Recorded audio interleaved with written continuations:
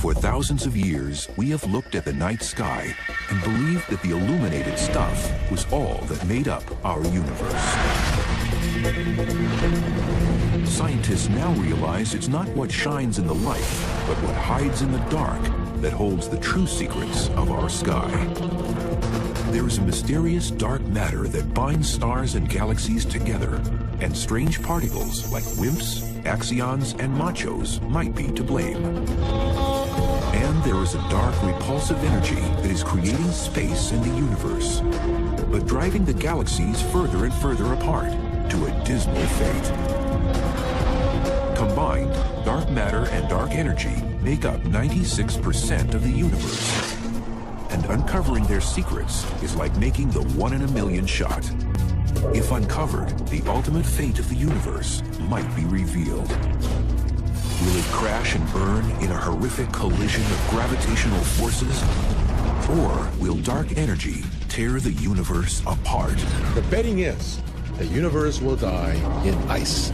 Understanding these two quantities, dark matter and dark energy, is really fundamental to understanding the universe.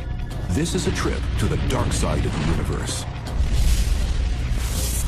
This is the hunt for dark matter and dark energy.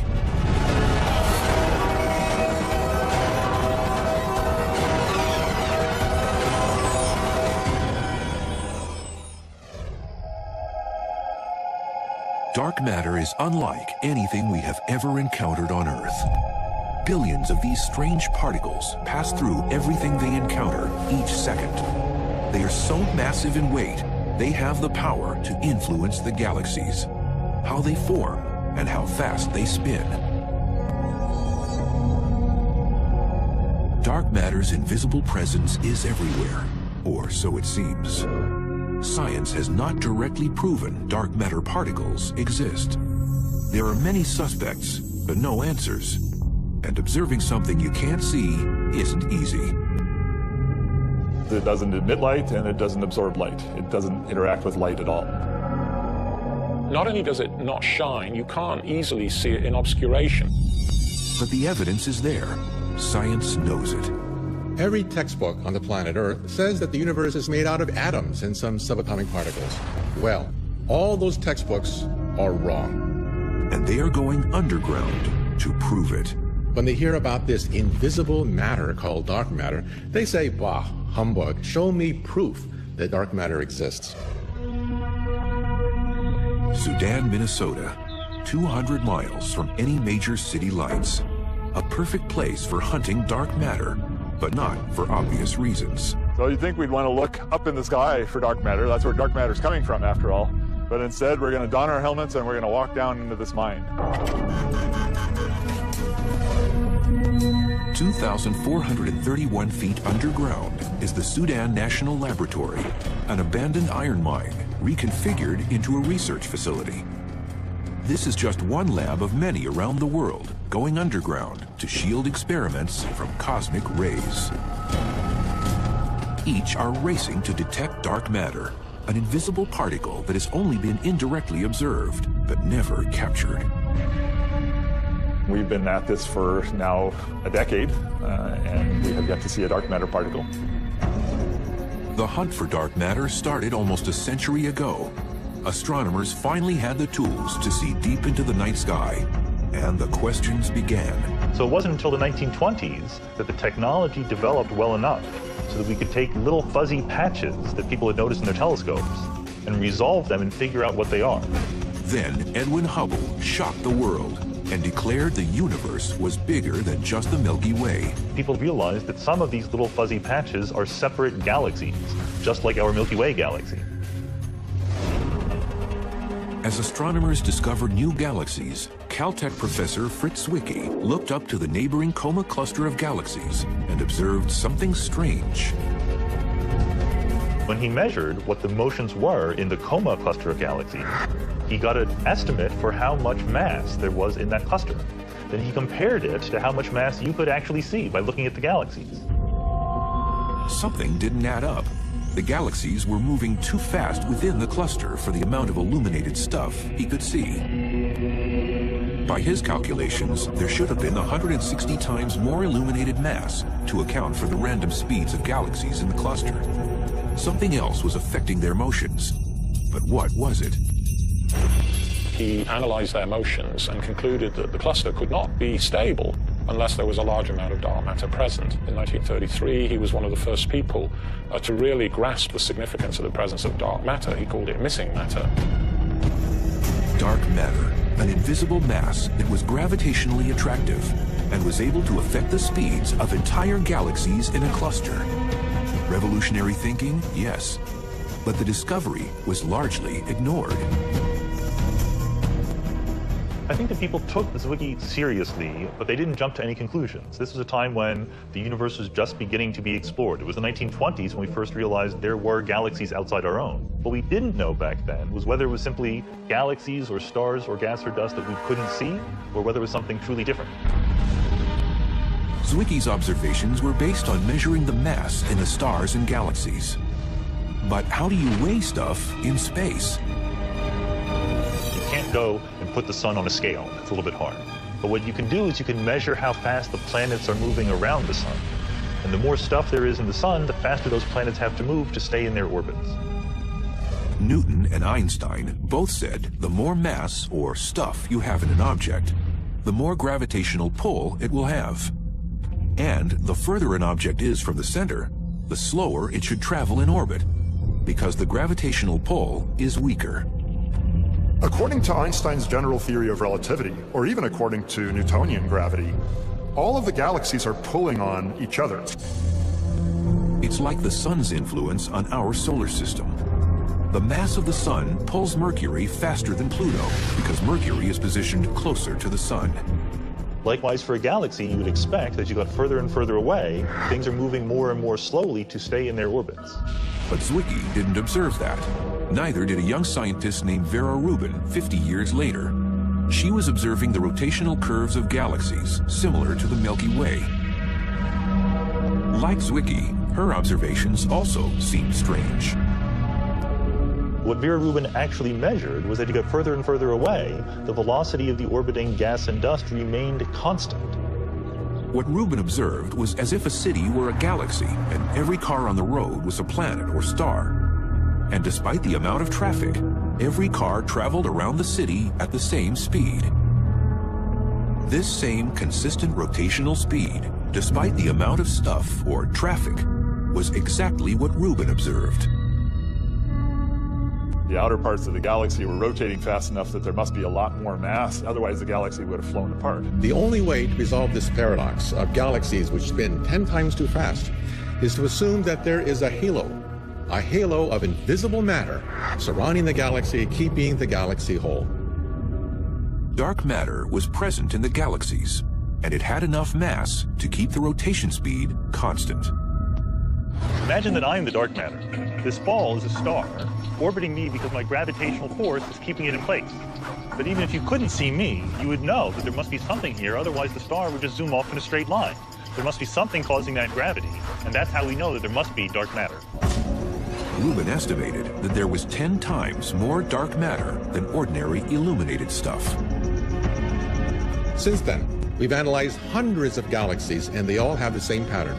They all rotate too fast for their own good, and they need dark matter to hold them together. This time, science paid attention and started to wonder, what is dark matter? How do you find something that is invisible in space? They needed to see just where dark matter was hiding out in the universe. And even if they couldn't see it, science realized that dark matter exposed itself by bending light that passes through it. It's called gravitational lensing, and it's a virtual spotlight that uncovers any invisible stuff in the universe. What it does do is it does what all matter does, and that it can deflect the light ray. So a light ray can be deflected in its path by dark matter. By tracing the battered light's path, gravitational lensing detected dark matter concentrated in the halos of galaxies. Gravitational lensing proved to be infallible, and dark matter's presence was suddenly revealed.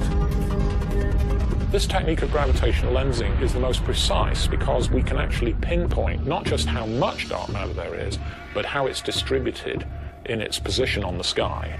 And that's because we can measure the distortion of the light rays passing through the dark matter. How do you know that your glasses are there? Because it bends light. In the same way, by looking at Hubble space pictures of the universe and looking at the distortion of light as it goes through galaxies, we actually have maps of dark matter. Most of the mass of a galaxy is from the dark matter. The ordinary matter accumulates in the gravitational field of the dark matter. But once dark matter came on the scene, scientists wondered if it was a new, undetected particle or just invisible, ordinary matter. When people found dark matter, everybody wanted to know, well, what is it, you know? And of course, the first answer is it's just the stuff that makes up you and me, but it's not shining. Scientists started to investigate objects in the universe that didn't emit light. Black holes were considered.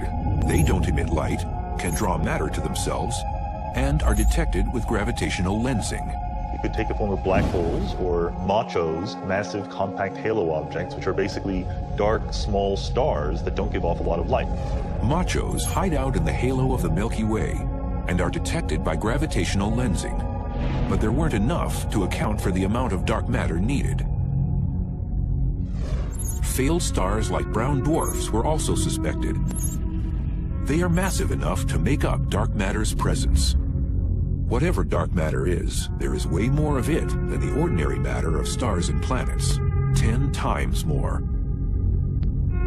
All of the stuff that you can construct from ordinary atoms, protons and neutrons and electrons, cannot possibly be enough to account for the total amount of matter that you see in galaxies and clusters. Scientists continued to present new suspects as the search continued for dark matter. Previously discovered exotic particles like neutrinos were reconsidered. Like dark matter, neutrinos are passing through the Earth millions of particles at a time.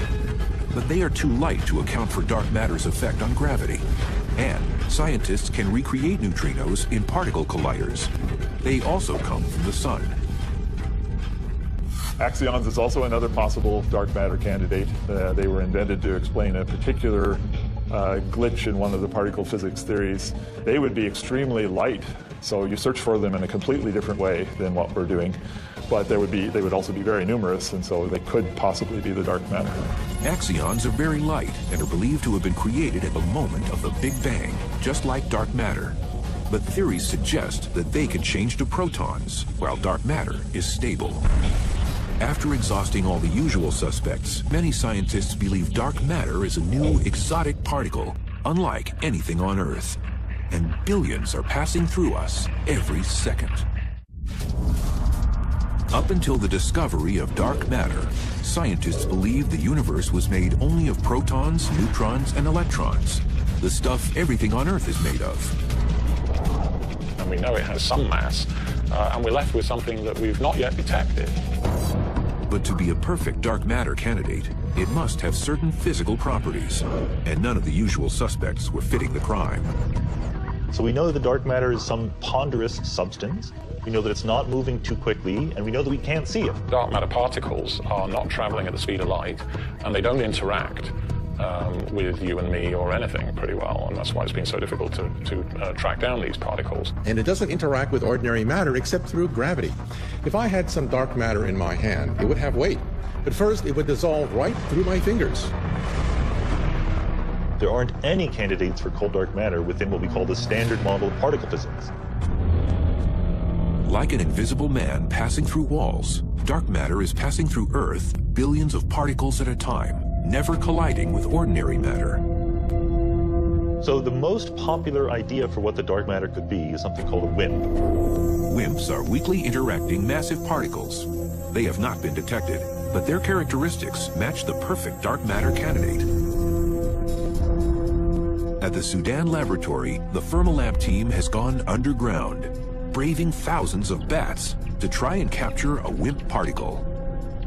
This is called the Cryogenic Dark Matter Search. CDMS is the acronym for it. This was an iron ore mine until 1962 when it shut down. We're half a mile underground. Fermilab has designed a machine that at sub-zero temperatures can detect a dark matter particle passing through it. And its sensor is made of germanium, a dense metal jam-packed with atoms. It's a very pure block of germanium. It's got on the surface of it a pattern of tiny little thermometers, basically, that are able to detect when a particle passes through this hockey puck-sized chunk of germanium. Dark matter is streaming right through us right now without doing anything. Very occasionally, it will bump into the nucleus of an atom, and that's the signature that we're hoping to see. To get a clean dark matter hit, Fermilab needed to filter out junk from space. We would get so many particles that it would be really trying to sift a needle in a haystack. Fermilab's experiment picks up all matter that passes through this detector. The less junk in the air, the easier it will be to detect a dark matter particle. Because dark matter doesn't interact easily with regular protons and electrons, Fermilab has frozen the germanium pucks to near sub-zero temperatures.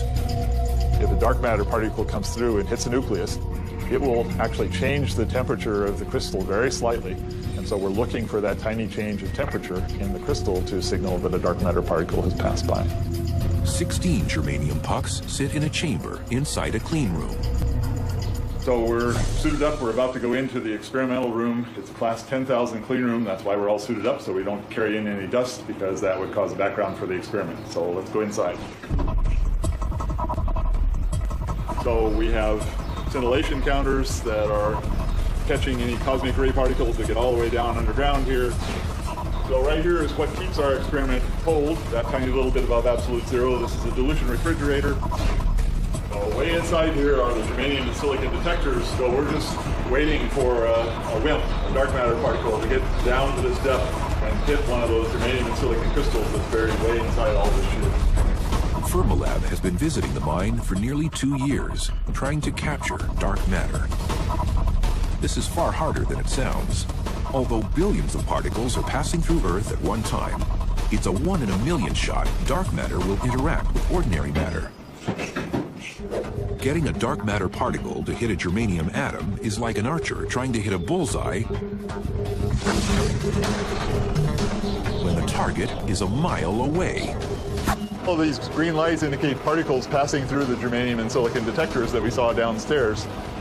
These are almost certainly all background particles, but maybe it's buried in there someplace as a WIMP. But we won't know until we analyze the data. Hunting dark matter is tedious. Each day, the Fermilab team reports to the underground lab, analyzes data, and perfects their ping-pong game while waiting for the one hit that will prove dark matter exists. But for all this effort and waiting around, no dark matter has been detected by Fermilab or by anyone else. Unfortunately, we've seen precisely 0 dark matter particles so far.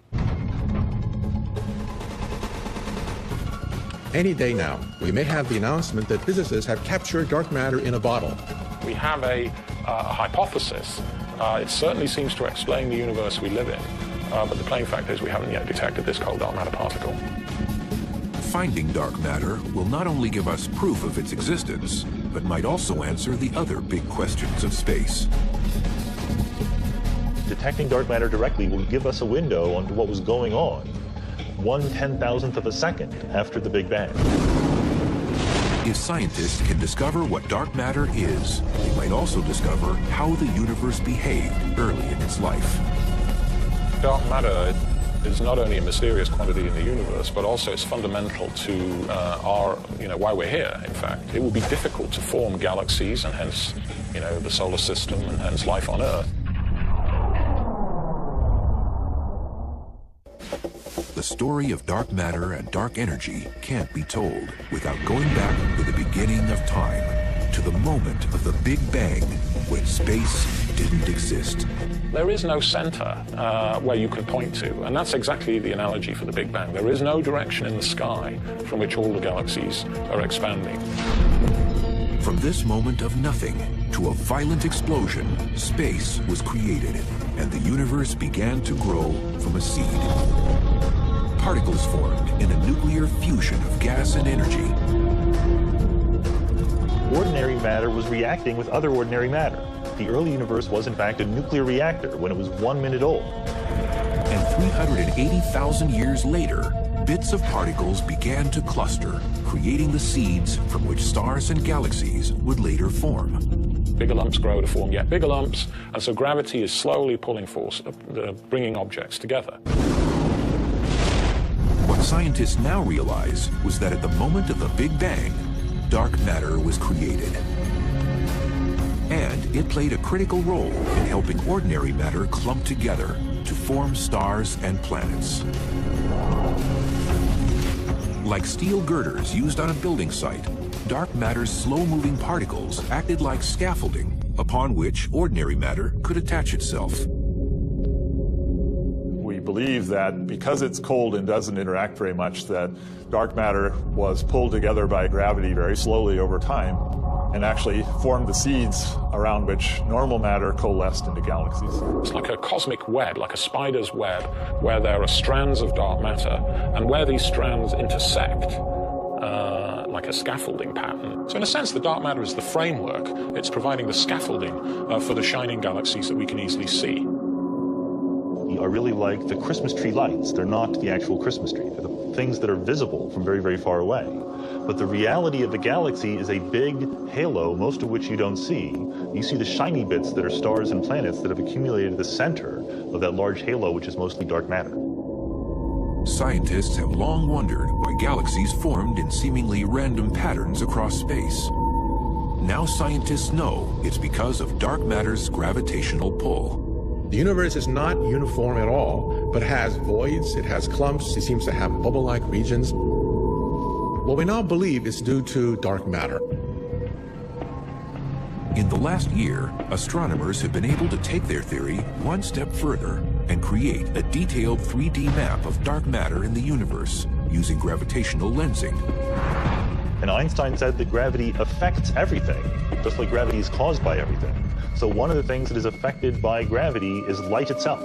Because when light goes through dark matter, it bends, just the way light bends when it goes through glass. And light doesn't discriminate between ordinary matter and dark. Both types of matter batter light's path as it travels through galaxies. In a course on a map, astronomers have traced thousands of light sources as they pass through dark matter. It has given science the most accurate picture yet of where dark matter hides in space. We can compare that map of the dark matter with where the galaxies are, and lo and behold, we find with where the galaxies are.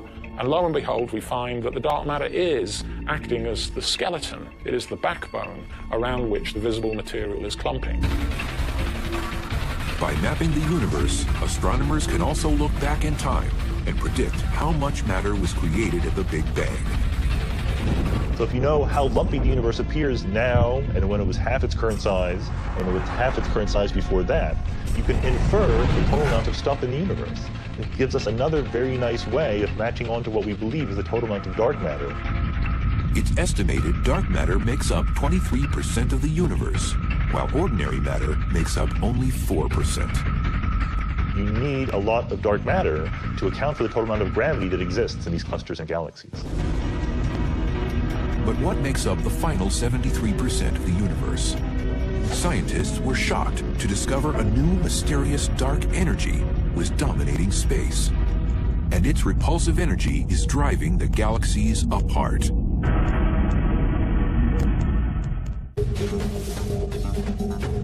Science always assumed that although the universe continues to grow in size, it would eventually slow in its expansion, or perhaps even collapse on itself. Gravity would overcome any momentum it had.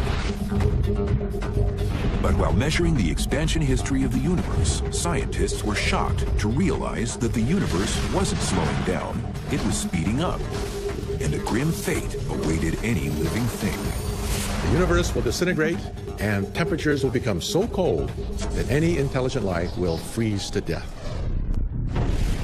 From the moment the Big Bang created the universe, space has been expanding and never stopping, carrying galaxies along for the ride. The space in between the galaxies is expanding, but galaxies are not expanding. The Earth is not expanding, the solar system is not expanding. Edwin Hubble first discovered galaxies were moving away from the Milky Way in 1929 by realizing the more distant galaxies move faster away from us than the nearby ones. He realized he could measure their velocities by studying their wavelengths through a prism. It's called measuring the redshift.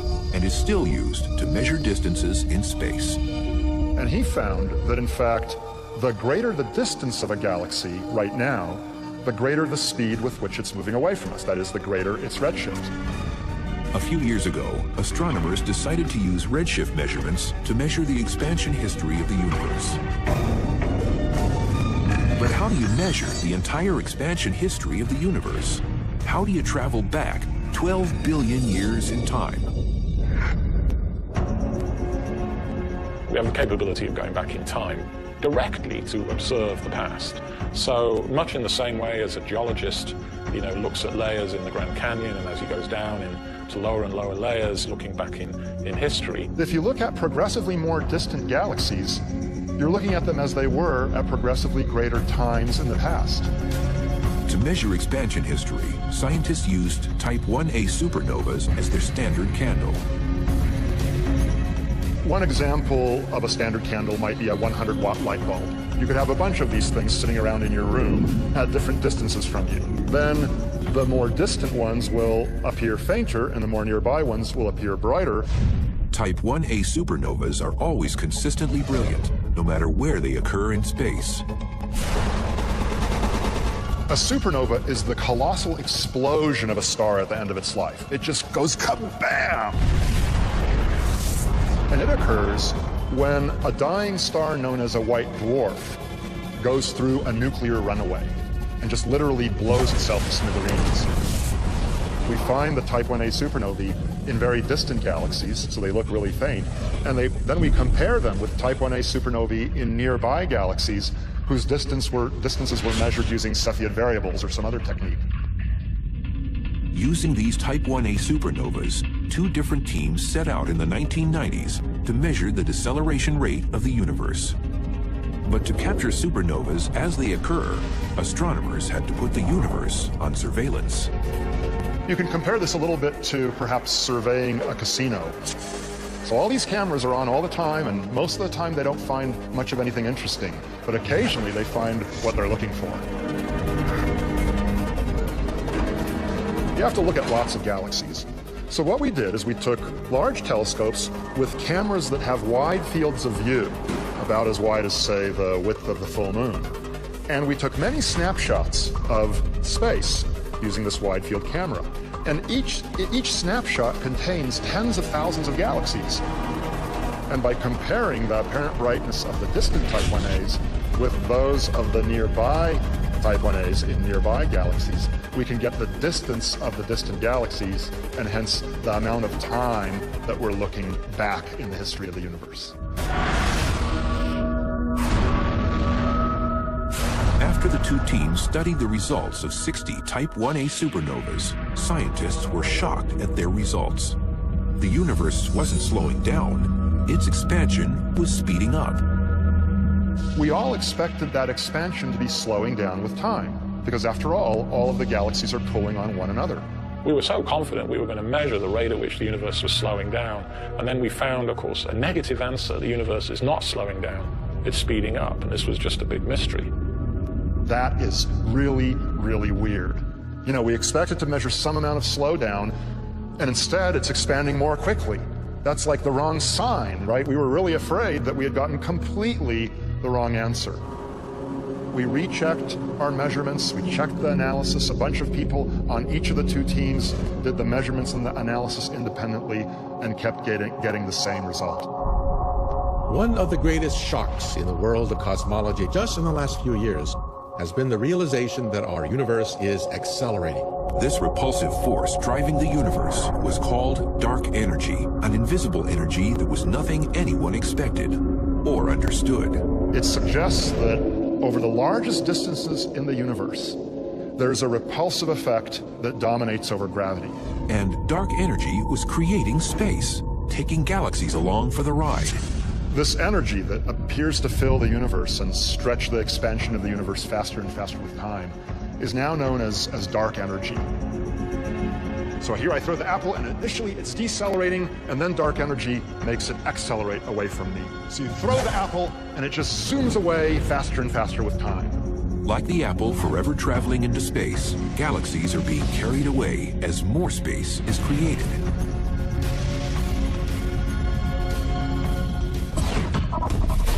So if you could imagine, a classroom populated by chairs, and those chairs are slowly getting further apart from one another within a classroom. Because if all the chairs are being stretched apart, like in the expanding universe, no matter which chair you sit on, you will find all chairs are moving away from you. So the chairs are not really expanding. In fact, the chairs are the same size, really. What's happening is that the room is getting bigger. The space in between the chairs is being stretched apart. More space is being created in between the galaxies. So you have individual galaxies remaining of constant size in a universe where all of space is getting bigger and bigger. Dark energy is very different from dark matter. It doesn't clump up like galaxies do in clusters or like stars do in galaxies. Instead, it appears to be pretty uniform, and we find the same amount of acceleration no matter which direction we look at. It's probably smooth, although some people believe there may be structure in its distribution and its influence. Dark energy is the energy of the vacuum, the energy of nothing. Even nothingness has energy, and it's pushing the galaxies apart, creating a runaway universe.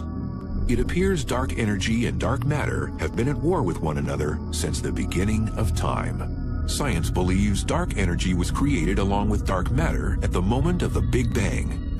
It has always existed in the universe, but gravitational forces of dark matter kept it in check, slowing down the expansion of space during the first 9 billion years of time. This changed 5 billion years ago when the universe grew big enough so that dark matter was dispersed throughout the universe, and dark energy wasn't so affected by dark matter's pull. As a result, the universe began to expand at an accelerated rate. Dark energy is a constant term. That was probably very insignificant when the universe was hot and dense in the beginning, so it doesn't really matter whether dark energy is there or not. It is there, but it just plays no role at all. And then as the universe gets cooler and less dense and bigger, so gravity becomes less important, and then dark energy takes over. It's a property of space that we don't yet fully understand. As the universe expanded, astronomers realized dark energy won its struggle with dark matter and started the acceleration 5 billion years ago.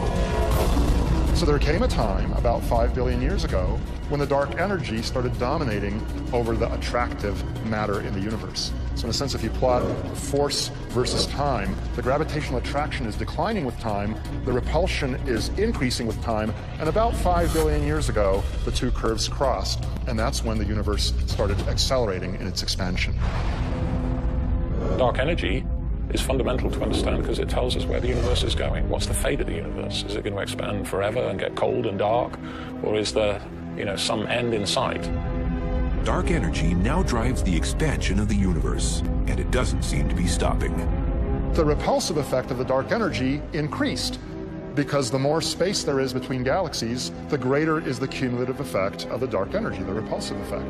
And individual galaxies seem destined to a lonely existence. So it looks as if this is the end of everything. Surprisingly, the theory of dark energy was proposed and discarded long ago from one of physics' greatest minds. He called it his biggest blunder. His name was Einstein, and he might have been onto the greatest discovery of the 21st century 80 years before anyone had a clue. Science now understands that dark energy is creating and expanding space. But in the early 20th century, astronomers believed the universe was only as big as the Milky Way and would never grow in size. But Einstein had just formed his theory of relativity and decided to test it on the static universe. But as hard as Einstein tried, he could not balance his equation to equal a static universe. His calculations showed a universe that must either expand or contract. He realized that if you had a universe that was smooth, that was uniformly distributed with stuff, his theory unambiguously predicted that it should either be expanding or contracting. So Einstein proposed a repulsive vacuum energy that would hold the universe in balance with attractive gravity. He called it his cosmological constant, a constant energy that would hold the universe in balance. he introduced the cosmological constant, or dark energy, to hold the universe static. When Hubble announced space was expanding, suddenly Einstein's cosmological constant seemed irrelevant, and he labeled it his biggest blunder. Now it turns out that dark energy, the concept that he threw away back in the 1920s, is in fact the dominant force blowing the universe apart. Einstein's so-called blunder will eventually determine whether or not the universe dies in fire or ice. And the betting is the universe will die in ice. In trying to survey how the universe behaves, Einstein had erroneously predicted dark energy and what is the total makeup of the universe. The total amount of stuff in ordinary matter and dark matter is not enough to account for the curvature of space that we observe. Like looking across a horizon on Earth, the size of the universe is so great the curvature of space appears flat. Add ordinary matter, and dark energy together. That makes a prediction for the curvature of space, and that prediction comes spot on. You get the right answer. Our satellite data now has revealed the fact that 73% of the matter-energy content of the universe is dark energy.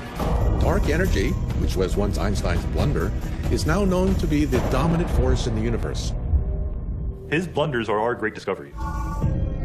Scientists are at the very beginning of understanding what effect dark energy will have on the fate of the universe. Ideally, we'd like to measure how dark energy is behaving as the universe ages. Eventually, when the dark energy completely dominates over dark matter, the universe will enter a stage known as exponential expansion. For every given unit of time, it'll double in size. And unless the dark energy changes sign someday and becomes gravitationally attractive, the fate of the universe is to expand forever, more and more quickly with time. We don't understand, if the vacuum energy is driving the acceleration of the universe, why it has the amount it does. That is one of the deepest puzzles remaining in theoretical physics today. Trillions of years from now, it's going to be a very lonely place. We'll look up in the sky, and the skies will be practically dark. The oceans will freeze over, and it looks as if this is the death of all intelligent life. It looks as if dark energy and the laws of physics are a death warrant to all intelligent life in the universe. In discovering dark matter and dark energy, science is one step closer to defining the theory of everything. One equation that will define the entire workings of the universe. Once we have the theory of everything, we'll be able to answer some of the deepest questions ever since man and women first looked at the heavens. This could be the crowning achievement of 2,000 years of investigation into the laws of nature ever since the Greeks asked the question, what are things made of? For now, dark matter and dark energy continue to be the greatest cosmological questions of the 21st century. It's certainly frustrating, yes. I mean, it's humbling, too, to know that, all we know about physics is restricted to normal matter, and yet there's all this other dark matter and dark energy that we really understand very little about. It's the beginning of a new era and the mysteries of the dark side of the universe.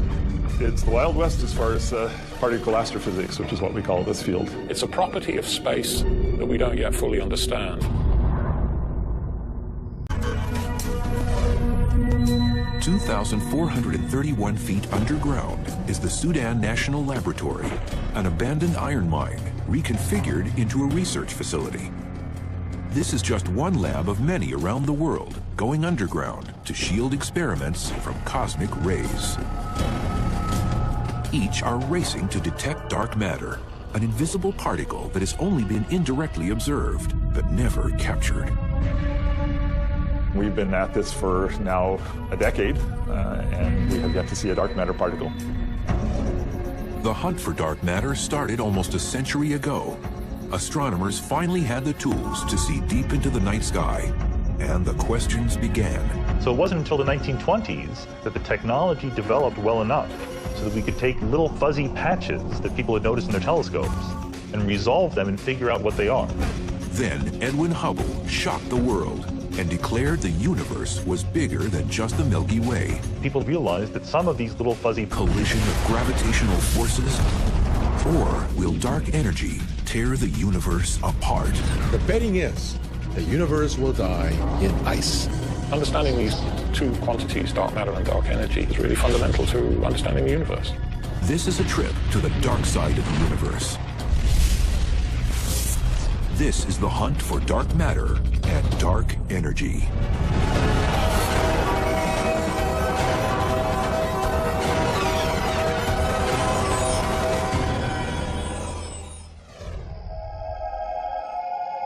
Dark matter is unlike anything we have ever encountered on Earth. Billions of these strange particles pass through everything they encounter each second. They are so massive in weight, they have the power to influence the galaxies, how they form, and how fast they spin. Dark matter's invisible presence is everywhere, or so it seems. Science has not directly.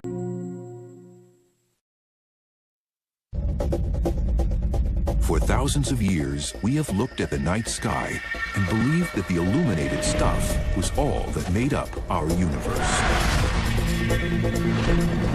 Scientists now realize it's not what shines in the light, but what hides in the dark that holds the true secrets of our sky. There is a mysterious dark matter that binds stars and galaxies together, and strange particles like WIMPs, axions, and machos might be to blame. And there is a dark, repulsive energy that is creating space in the universe, but driving the galaxies further and further apart to a dismal fate. Combined, dark matter and dark energy make up 96% of the universe. And uncovering their secrets is like making the 1 in a million shot. If uncovered, the ultimate fate of the universe might be revealed. Will it crash and burn in a horrific... Patches are separate galaxies, just like our Milky Way galaxy. As astronomers discovered new galaxies, Caltech professor Fritz Zwicky looked up to the neighboring Coma cluster of galaxies and observed something strange. When he measured what the motions were in the Coma cluster of galaxies, he got an estimate for how much mass there was in that cluster.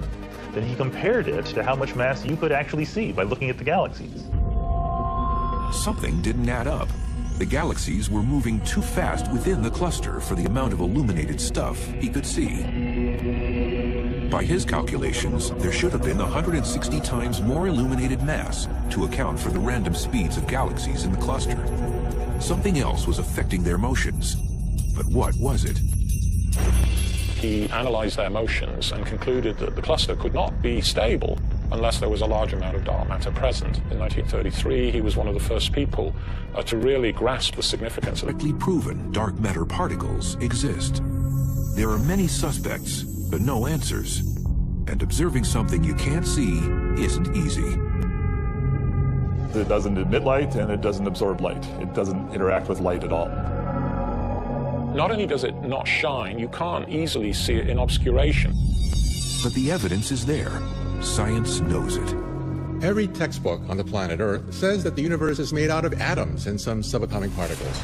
Well, all those textbooks are wrong. And they are going underground to prove it. When they hear about this invisible matter called dark matter, they say, bah, humbug, show me proof that dark matter exists. Sudan, Minnesota, 200 miles from any major city lights. A perfect place for hunting dark matter, but not for obvious reasons. So you'd think we'd want to look up in the sky for dark matter. That's where dark matter's coming from, after all. But instead, we're going to don our helmets and we're going to walk down into this mine.